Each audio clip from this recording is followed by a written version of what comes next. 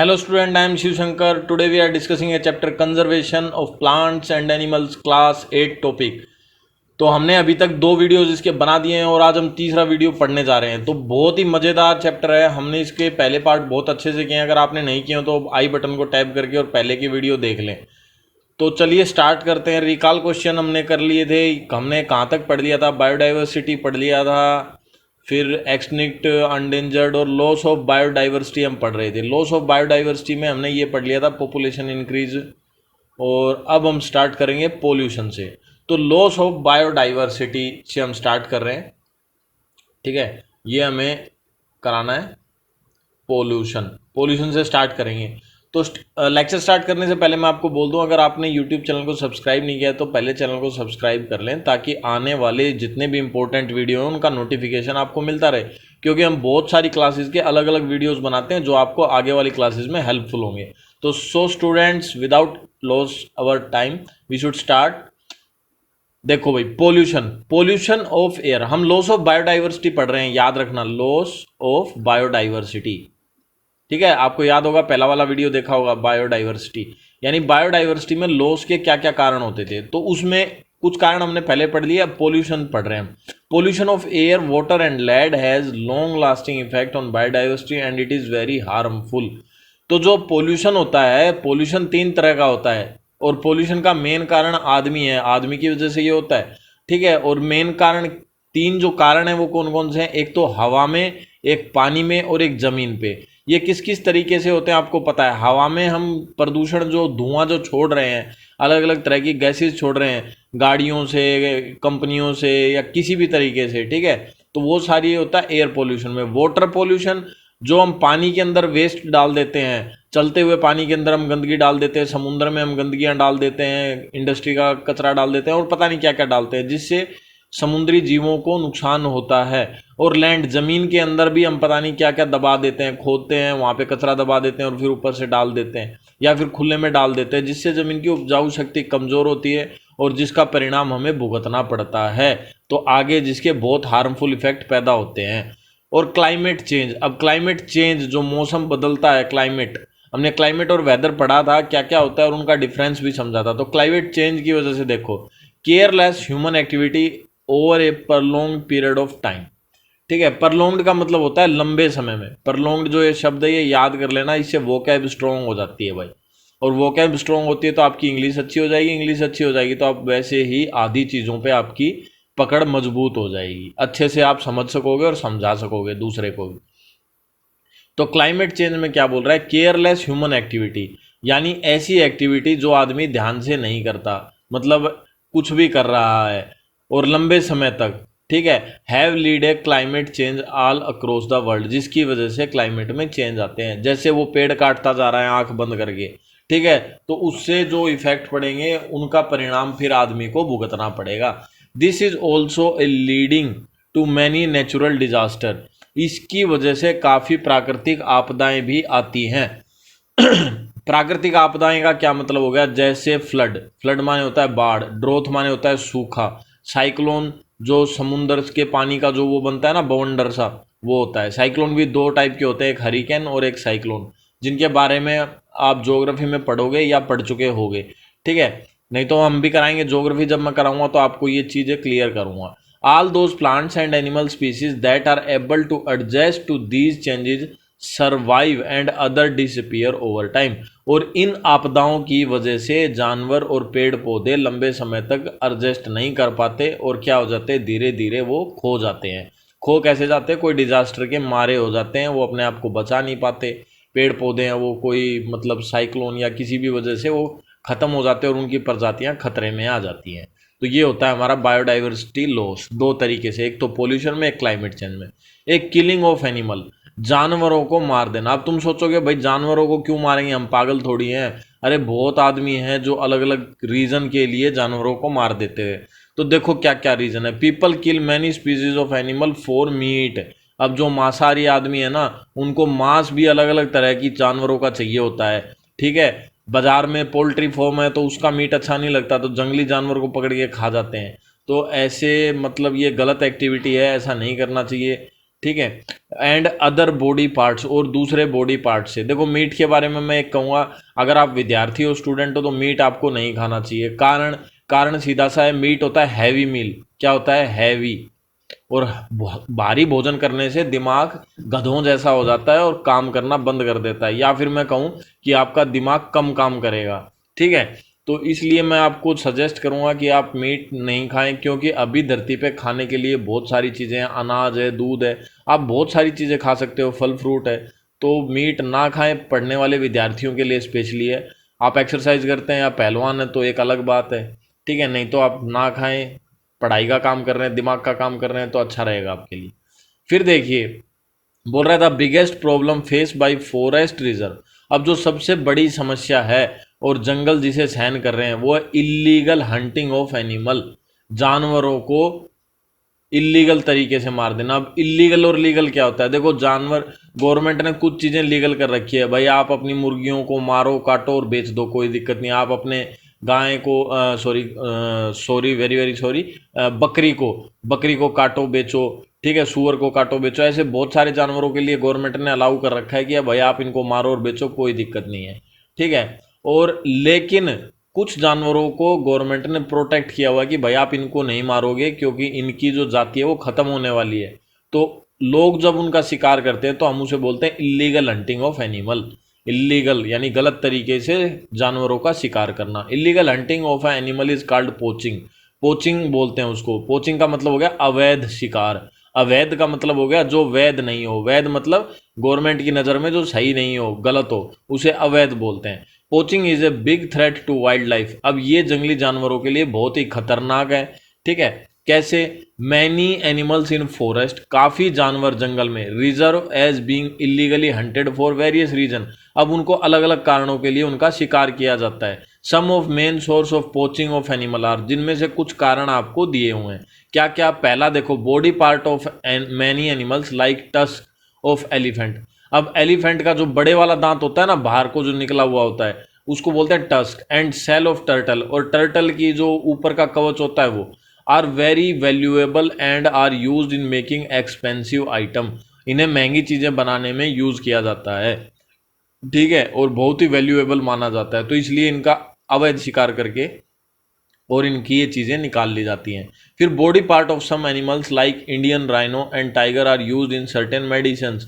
अब जो भारतीय राइनो है, असम में जो एक सींग वाला गैंडा पाया जाता है जिसे हम राइनो बोलते हैं, उसको उसका अवैध शिकार करते हैं, उसका सींग निकाल लेते हैं और उसके बॉडी के कुछ और पार्ट्स निकाल लेते हैं, जो कि अलग अलग तरह की दवाइयों में यूज़ होते हैं, बॉडी प्रोडक्ट्स में यूज़ होते हैं, ठीक है। टाइगर को मार के और उसकी खाल के कपड़े बनाते हैं और उन कपड़ों को यूज़ करते हैं, ठीक है।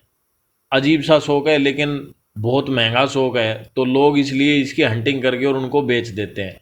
फिर fur and skin of many animals like tiger, snake, minks and antelopes and bear are used for making expensive cloth. ये देखो लिखा हुआ, महंगे कपड़ों के लिए इनका भी शिकार किया जाता है। किसका?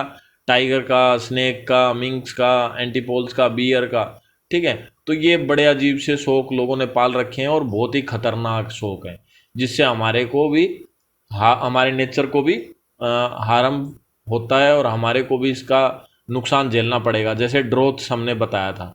फिर है नेचुरल डिजास्टर। देखो, हम और जानवर जितने भी हैं सारे आपस में एक दूसरे से जुड़े हुए हैं। ऐसी कोई चीज़ नहीं है कि जो बिना बात में या जिसे हम मार सकते हैं। यहाँ पे जितनी भी चीज़ें हैं सारी एक दूसरे के ऊपर डिपेंड हैं, और बिना एक दूसरी चीज़ के हमारा जीना संभव नहीं है। Several natural disaster like earthquake, floods, drought, cyclone, tsunami and hurricane are also harming the plant and animal species. अब ये जो बाढ़ और ये ड्रोथ आती है ना, नेचुरल डिजास्टर्स, इनसे ये नुकसान होता है। This is a leading to their diminishing number, thereby causing loss of biodiversity of that region. अब क्या होता है, इसकी वजह से लॉस होता है बायोडाइवर्सिटी का, समझ गए, यानी नेचुरल डिजास्टर का। तो फिर अब लॉस होता है, तो लॉस के आपने बहुत सारे कारण पढ़ लिए, तो क्या करना चाहिए? तो करना चाहिए कंजर्वेशन ऑफ बायोडाइवर्सिटी। बायोडाइवर्सिटी को बचाना चाहिए। कंजर्वेशन का मतलब होता है बचाना, या ऐसे कारण ढूंढना जिससे हमारी बायोडाइवर्सिटी बच सके। It is very important for us to manage and preserve the plant and animal species all over the world. ये बोल रहा है ये बहुत ज़रूरी है हमारे लिए, हम क्या करें, मैनेज करें। और प्रीजर्व, प्रीजर्व का मतलब उन्हें वापस से बचाने की कोशिश करें, किनको, प्लांट्स को और जानवरों को, ठीक है, स्पीसीज को all over the world. The practice of managing and preserving plant and animal species to prevent them from getting extinct, extinct मतलब जो विलुप्त होने की कगार पे हैं, खत्म हो रहे हैं धीरे धीरे, इज कॉल्ड कंजर्वेशन, उसे हम कंजर्वेशन बोलते हैं। कंजर्वेशन समझ गए ना, यानी मैनेज करना, बचाना पेड़ पौधों को और जानवरों को किसी भी दुर्घटना से, उसको हम कंजर्वेशन बोलते हैं। तो उसके लिए क्या किया हुआ है, बोल रहा है many national and international organisation are taking several measure to conserve and biodiversity, some of these measure are listed below. तो बोल रहा है काफ़ी नेशनल और इंटरनेशनल ऑर्गेनाइजेशन, ठीक है, आर टेकिंग सेवरल मेजर, बोल रहा है काफ़ी राष्ट्रीय और अंतर्राष्ट्रीय संस्थान है, ऑर्गेनाइजेशन है, जो क्या कर रहे हैं, इस पे काम कर रहे हैं और बायोडाइवर्सिटी को कंजर्व करने की कोशिश कर रहे हैं, ठीक है। जिसमें से अब स्टेप वाइज स्टेप पढ़ेंगे एक एक को। पहला है फॉरेस्ट रिजर्व। फॉरेस्ट रिजर्व क्या है, बोल रहा है काफ़ी जंगल, many forest reserve have been establish to preserve the flora and fauna of forest from human. अब देखो काफ़ी ऐसे पेड़ पौधे हैं जो आदमी से बचाने के लिए कुछ जंगल बनाए गए हैं, ठीक है। ह्यूमन एक्सप्लॉइटेशन, एक्सप्लॉइटेशन का मतलब होता है मतलब शोषण करना एक तरीके से। एक्सप्लॉइटेशन का मतलब धोना हो गया, धोना, धोना का मतलब है किसी चीज़ को ज़मीन से खोद खोद के निकालते रहना जब तक वो ख़त्म ना हो जाए, ठीक है। फिर इसमें क्या बोल रहा है, forest reserve is a large area of forest. Forest reserve क्या होता है, जंगल का एक बड़ा हिस्सा होता है, cover that is protected from human activity, जिसे आदमियों की एक्टिविटी के लिए रोक दिया जाता है सख्त कानून बना करके। अब आदमियों की एक्टिविटी के लिए क्या रोक दिया जाता है, आप बोलोगे भैया ऐसा क्यों क्यों रोक दिया जाता है। देखो समझो जंगल में जाने से रोक दिया जाता है तो आप वहाँ के पेड़ पौधों को नुकसान नहीं कर पाओगे और वहाँ के जंगली जानवरों को आप डरा नहीं पाओगे, समझ गए, जिससे वो लंबे समय तक अच्छे से जी सकते हैं। जैसे आप अपने घर में किसी अजीब जानवर को नहीं रख सकोगे, या वो अगर आपके घर में आएगा, एक चूहा आपको घर में, छोटा सा चूहा घर में परेशान कर देता है, तो बड़े बड़े जानवर सोचो कितना नुकसान कर सकते होंगे, तो हम उन्हें नहीं रख सकते। हर चीज़ की अपना घर होता है, हम अपने घर में सेफ रहना चाहते हैं और वो वैसे ही वो जानवर भी अपने घर में सेफ रहना चाहते हैं। Is prohibited and new trees are planted in those area, और उन एरिया में नए नए पेड़ पौधे लगाए जाते हैं to replenish the lost forest cover, ताकि जो जंगल खत्म हो गए हैं उनको वापस से रिप्लानिश कर लिया जाए। तो ये तो था जंगल का। फिर आ गया wild life sanctuaries and national park. फिर कुछ होते हैं नेशनल पार्क और सेंचुरीज। देखो अभी हमने क्या पढ़ा था, फॉरेस्ट रिजर्वेशन, ठीक है, फॉरेस्ट रिजर्वेशन। अब wild life sanctuaries and national park, अब ये क्या होते हैं, सेंचुरीज और नेशनल पार्क क्या होते हैं ये समझ लो भाई। तो बोल रहा है protected forest that preserve a particular plant and animal species are called wild life sanctuaries and national park. बोल रहा है प्रोटेक्ट करने के लिए, क्या प्रोटेक्ट करने के लिए, जंगलों को, ठीक है, एक पर्टिकुलर टाइप के प्लांट्स को और एनिमल को, मतलब कोई ऐसा पेड़ हो जो बहुत कम रह गए हों, ठीक है, और कुछ जानवर जो जिनकी प्रजाति कम रह गई हो, उनको बचाने के लिए वाइल्ड लाइफ सेंचुरी और नेशनल पार्क बनाए जाते हैं। Cutting down trees and hunting animal is strictly prohibited. पेड़ों को काटना और शिकार करना जानवरों का strictly prohibited in this area, इस एरिया में स्ट्रिक्टली प्रोहिबिटेड, प्रोहिबिटेड मतलब बंद, बिल्कुल बैन होता है, ठीक है। तो बैन होता है पेड़ों को काटना और जानवरों का शिकार करना, कहाँ पे, नेशनल पार्क और वाइल्ड लाइफ सेंचुरीज में। तो देयर आर स्ट्रिक्ट लॉ, यहाँ पे सख्त कानून बनाए जाते हैं against those that violate these rules, जो इन नियमों को, कानूनों को तोड़ते हैं। There are many wild life sanctuaries and national park, बहुत सारे वाइल्ड लाइफ सेंचुरी और नेशनल पार्क सेटअप किए जाते हैं in various part of India, India के अलग अलग हिस्सों में, दैट प्रिजर्व वाइल्ड लाइफ, जो जंगली जीवन को बचाते हैं। Let us take a look at some of them. बोल रहा है चलो हम थोड़ा सा नज़र मार लेते हैं इन चीज़ों के ऊपर। तो देखो ये दिए हुए हैं कुछ आपको, ठीक है, ये नेशनल पार्क दिए हुए हैं और इनका नाम दिया हुआ है, ये कहाँ कहाँ पे है, जिससे हमें पता चलेगा कौन सा नेशनल पार्क कहाँ पे है।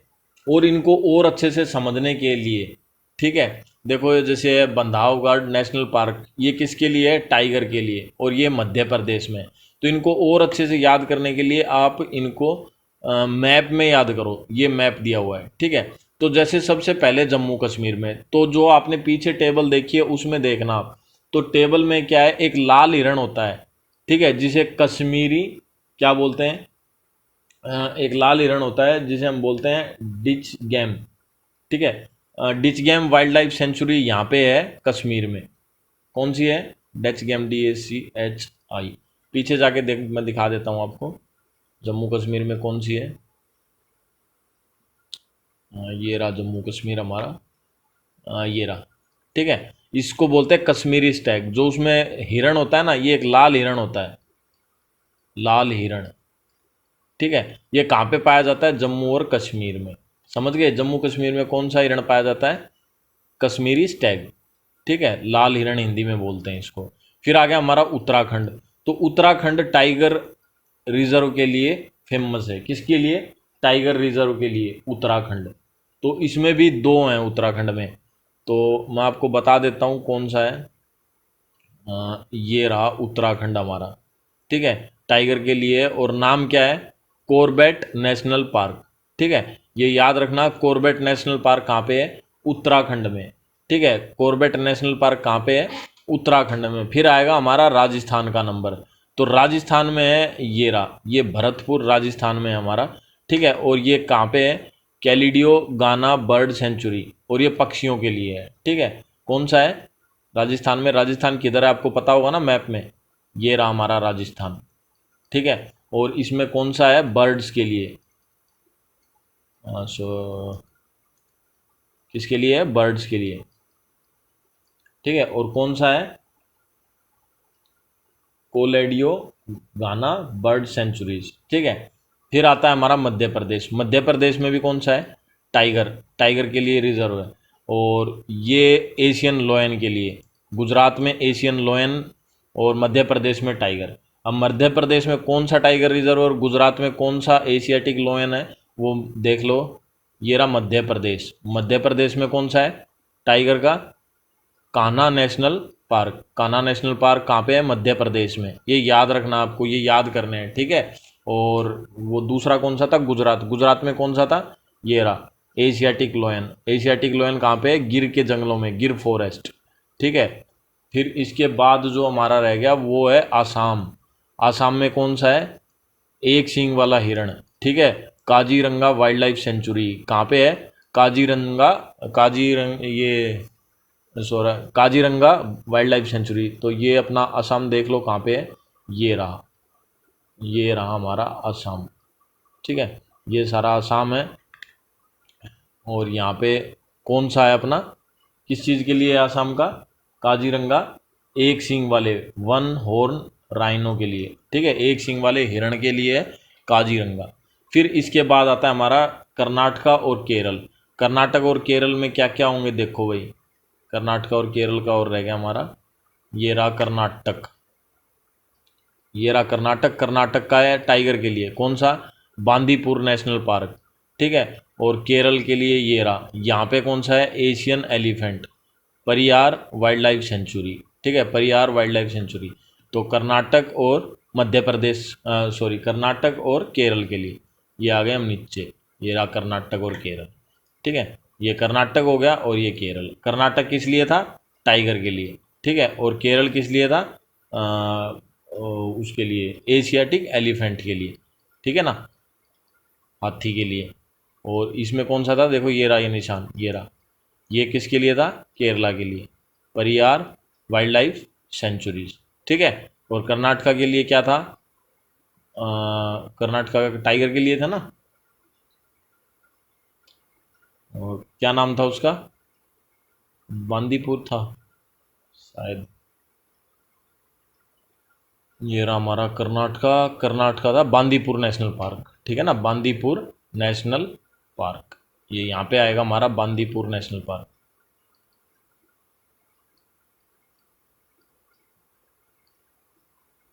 ठीक है। तो ये आपको अच्छे से याद करना है ताकि आप इनको भूलो ना, क्योंकि एग्जाम के पॉइंट ऑफ व्यू से बहुत ही इंपॉर्टेंट है, ठीक है। तो चलो अब हम पढ़ते हैं सेटिंग अप जूस, ठीक है। अभी हम क्या पढ़ रहे हैं? बायोडाइवर्सिटी के क्या पढ़ रहे हैं भाई? हम पढ़ रहे हैं बायोडाइवर्सिटी को बचाने के तरीके, ठीक है, क्या क्या कारण है। फिर उनमें से एक तरीका आ गया सेटिंग अप जूस, ठीक है। जियोलॉजिकल पार्क भी बनाए जाते हैं। अभी तक हमने क्या पढ़ रहा था, वाइल्ड लाइफ सेंचुरीज और नेशनल पार्क। फिर जूलॉजिकल पार्क क्या होता है, ये एक तरह का चिड़ियाघर होता है। चिड़ियाघर आप सबने सुना होगा। तो चिड़ियाघर में कुछ जानवरों को रखा जाता है, ठीक है, ताकि आदमियों के अंदर उसके बारे में अवेयरनेस बढ़े और वो उनको conserving nature and develop love for animals.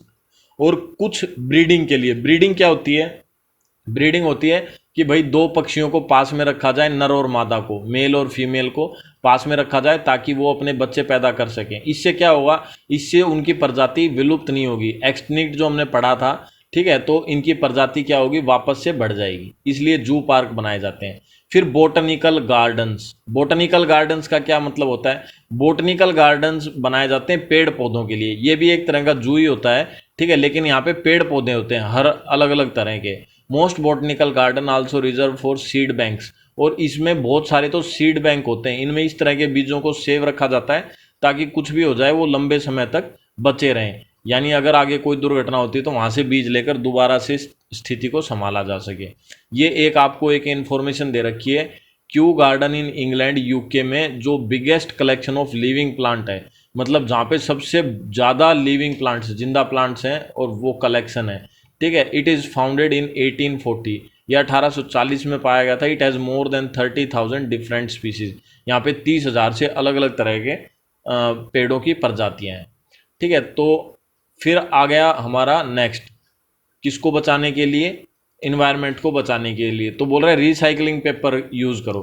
A large number of tree are cut for manufacturing paper. Paper बनाने के लिए बहुत सारे पेड़ पौधों को काटा जाता है। अब सोचोगे आप, पेड़ पौधों को क्यों काटा जाता है, क्योंकि पेपर जो है उसके वुड पल्प से ही काफ़ी सारी चीज़ें बनती हैं। Trees and plants like bamboos, we should aim at reducing the wastage of paper and try and reuse recycle paper as much possible.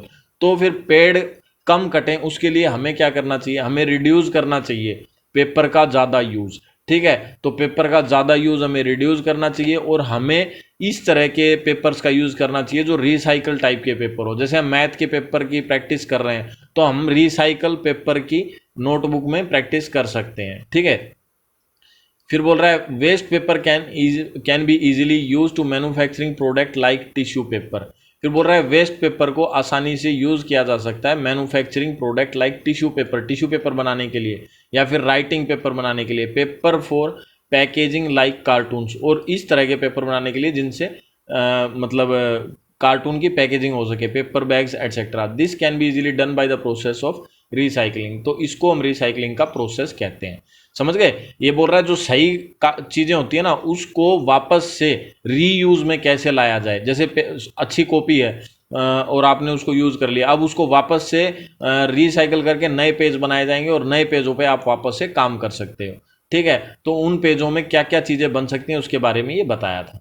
फिर है रिसाइकलिंग। अब रिसाइकलिंग के बारे में बता रहा है क्या होता है। Is a define is a process in which new useful product are made from waste material.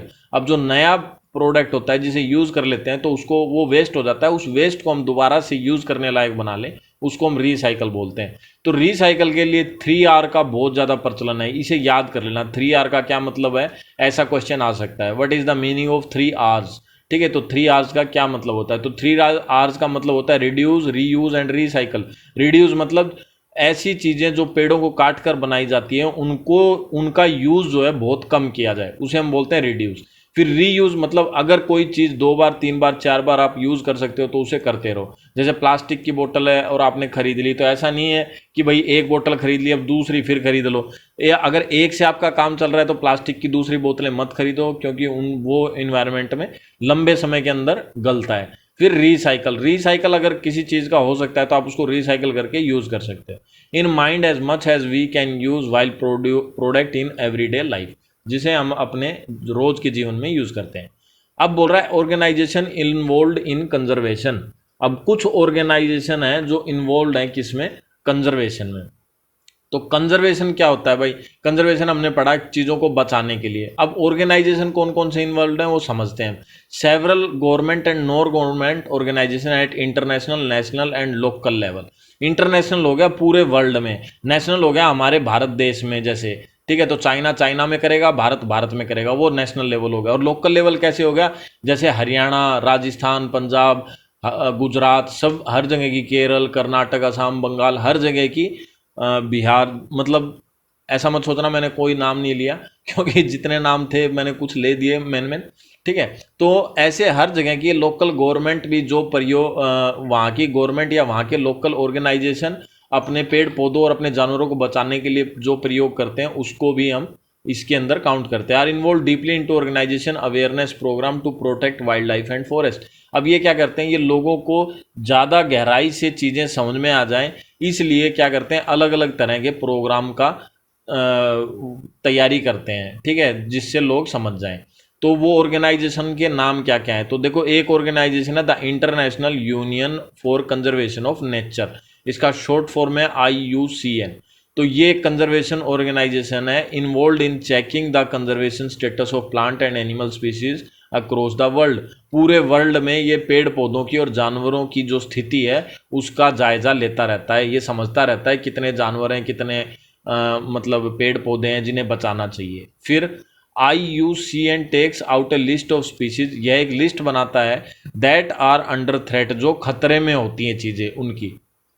ठीक है, और इसको बोलते हैं in its book called the UNCN red list, और उस बुक को red list of threatened species के नाम से जाना जाता है क्योंकि उसके अंदर जो भी खतरनाक चीजें होती हैं उसको लिख दिया जाता है। This list is mainly made to focus, और ये लिस्ट बनाई क्यों जाती है, ये इसलिए बनाई जाती है ताकि लोगों का उसकी तरफ ध्यान हो जाए और लोग उसको क्या ना करें, मतलब उसको समझें और इन चीज़ों को बचाने में सहायता करें। ठीक है, IUCN also take out the red data book, इसको रेड डेटा बुक बोलते हैं, जो मैं बता रहा था ना, इसमें मेजर कर देते हैं सारी चीज़ें। Which bring out a list of rare species, जो कम रह गई, जो प्रजातियां कम रह गई ना उनके बारे में लिखा जाता है। प्रजातियां मतलब जानवर, घोड़े, जो भी चीज़ें जो कम रह गई। Species that are in danger of extinct, जैसे बोल रहा है ब्लू व्हेल हो गया, अफ्रीकन एलिफेंट हो गया, समुद्री कछुए हो गए, बंगाल के टाइगर हो गए। Some of few animals listed in the red data book as threatened species, तो इनमें से बहुत सारी चीज़ें हैं जो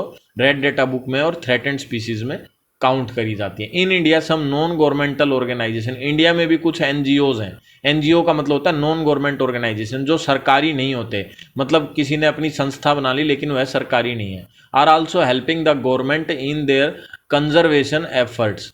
ठीक है, some NGO work at spreading awareness among people while some work toward ensuring that the rules and regulations set up by the government are well implemented and enforced strictly for the need of conservation। ठीक है, अब ये organisation भी government का ध्यान बार बार इन चीज़ों पे लाते हैं और इनको स्ट्रिक्टली मतलब अपनाए गवर्नमेंट इस चीज़ के लिए फोर्स करते हैं। मतलब कुछ प्राइवेट आदमी हैं जो सरकार के ऊपर दबाव डालते हैं कि भाई देखो यहाँ पे पेड़ पौधों को नुकसान हो रहा है, जानवरों को नुकसान हो रहा है, तो इनके लिए कुछ करो। ठीक है, तो फिर सांसद में बिल वगैरह बनाया जाता है और उनके लिए कोई नए नए प्लान किए जाते हैं। जैसे ये बता रखा है इंडिया में कंजर्वेशन प्रोग्राम किए गए हैं, जैसे एक तो टाइगर के लिए कहा गया, प्रोजेक्ट टाइगर बोलते हैं, एक वन महोत्सव और एक चिपको आंदोलन। चिपको आंदोलन तो आपने पढ़ा भी था, पेड़ों पे चिपक गए थे लोग। ठीक है, जिसकी वजह से क्या हुआ था, लोगों ने गवर्नमेंट ने पेड़ों को काटने पे पाबंदी लगा दी थी। फिर देखो भाई केस स्टडी प्रोजेक्ट टाइगर, एक प्रोजेक्ट टाइगर केस स्टडी है। तो केस स्टडी क्या होती है, आपको एक स्थिति दी जाती है जिसमें आपके लिए, तो बोल रहा है one of the largest conservation program of its time project tiger was launch in April 1973। तो प्रोजेक्ट टाइगर एक प्रोग्राम लॉन्च किया था अप्रैल 1973 में। The main idea behind the project was identify and create a list of sites that are natural habitats of tiger, जहाँ पे मतलब tigers के बारे में जानकारी इकट्ठी की गई और पता किया गया कि भाई कहाँ कहाँ पे टाइगर ज़्यादा हैं और कहाँ कहाँ पे खतरे में। फिर डेविजिंग बोल सकते हो आप इसको, डेविजिंग वे का क्या मतलब होता है, कोई प्लान करना और उसके ऊपर कुछ नए नए रास्ते ढूंढना। तो यहाँ पे इस केस स्टडी में क्या हुआ था, इस केस स्टडी में हुआ था डू नथिंग मतलब कुछ मत करो। कुछ मत करो का मतलब वहाँ जहाँ पे ये शेर हैं या चीते जहाँ पे रहते हैं वहाँ पे मत जाओ। तो वहाँ पे कोई नहीं गया और कोई भी ह्यूमन एक्टिविटी नहीं हुई, जिसकी वजह से क्या हुआ, वहाँ पे इनकी संख्या बढ़ने लग गई थी। तो इनकी संख्या बढ़ने लग गई थी, तो ये जो प्रोजेक्ट था ये सक्सेसफुल रहा था और आगे इसके ऊपर काम करना स्टार्ट कर दिया गवर्नमेंट ने। ठीक है। तो इस तरह के छोटे छोटे काम है जिससे हम अपने बायोडाइवर्सिटी को बचा सकते हैं। तो आशा करता हूँ आपको वीडियो अच्छा लगा होगा। अगर वीडियो अच्छा लगा हो तो चैनल को सब्सक्राइब कर दें और अपने सभी दोस्तों को बता दें इसके बारे में, ताकि ज्ञान जब बांटते हो तो बांटने से बढ़ता है भाई। अगर आप दूसरे को बताओगे हाँ बहुत अच्छी तरीके से पढ़ा रहे हैं, तो वो आपको क्या करेगा, धन्यवाद देगा और आपकी बुद्धि भी बढ़ जाएगी। और बुद्धि बढ़ जाएगी तो आपको चीज़ें समझ में आने लग जाएंगी। ठीक है। तो कीवर्ड दिए हुए हैं बायोडाइवर्सिटी, स्पीसीज़, ये आप याद कर लेना सारे। फिर आपको समरी दी हुई है, अगर लेसन अच्छे से नहीं पढ़ा हो तो समरी पढ़नी पड़ती है। और फिर आगे हमारी एक्सरसाइज। तो एक्सरसाइज में इसमें निशान लगा रखे हैं और आप अपने आप से भी कर सकते हो। ठीक है, क्योंकि पूरे लेसन को हमने डिटेल में अच्छे से पढ़ा है। तो ठीक है दोस्तों, मिलते हैं नेक्स्ट वीडियो में। ये चैप्टर आपका कंप्लीट हो गया। बाय।